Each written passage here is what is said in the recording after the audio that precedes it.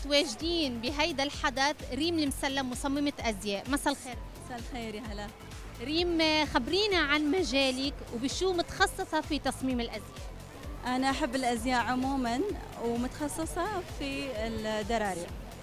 الدرارية عم بتكون لها طابع مختلف مع كريم، ومثل ما شايفين نحن عم بتكون دراعة ولكن كتير عم بتكون شيك ومرتبة. خبرينا شو أضفتي على الدراعة شي جديد؟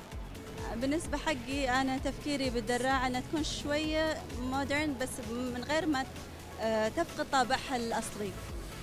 تكون شكلها دراعة بس with the style، يعني within fashion. يعني شنو الفاشن الحين؟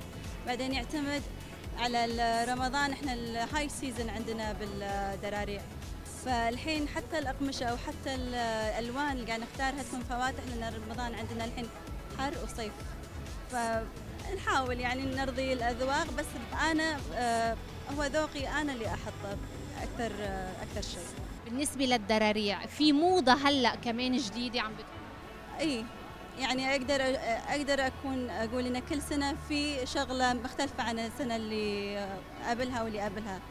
يعني حاليا احنا ردينا على الطويل، يعني ولا مثلا السنة الماضية كنا قصير وطويل، بس لكن بطريقة غير السنة اللي قبلها بعد إنها تكون بطريقة ثانية قصير وطويل. يعني في كل مرة شكل، وفي طبعا الناس حسب هم شنو يبون يساعدونك شوية إنه to be more creative، تساعدك يعني الناس عشان ما تكونين على توجه واحد.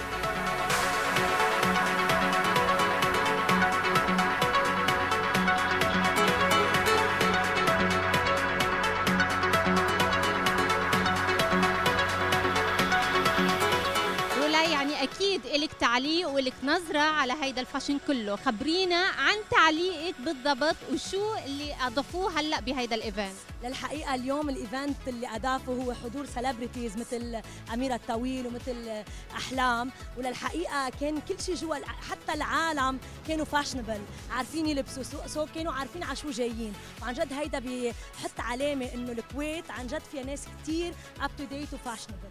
بتعتقدي انه صرنا هلا من الخليج ومن الكويت في انطلاقه موضه خاصه؟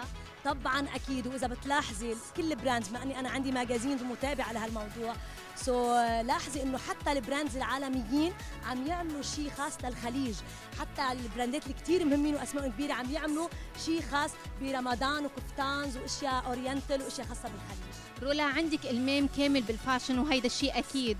خبرينا هلا شو في موضه وشو اللي عليه اقبال اكثر ومرغوب من الكل اللي موجودين. الحقيقه بدي خبرك شغله اللي صاير كثير ويرد وغريب، لانه كل شيء فاشنبل. You can wear whatever you want. Matching is dull. So فيك تكوني انت، يعني كل سيده فيها تكون ديزاينر نفسها، فيها تطلع خزينتها وتغير، حتى التياب نفسهم فيهم يعمل لهم ريسايكل، ينزد لهم شيء، ينعمل لهم شيء ويتغيروا. سو الموضه صايره كثير حلوه، انه فيك تلبسي اي شيء وتعملي اللي بدك اياه ويطلع حلو، وتدمجي الوان ويطلع حلو، بس المهم كل واحد تعرف شو بتلبس، شو بيلبق لجسمها وللون بشرتها وهيك، واتس اوكي بعد.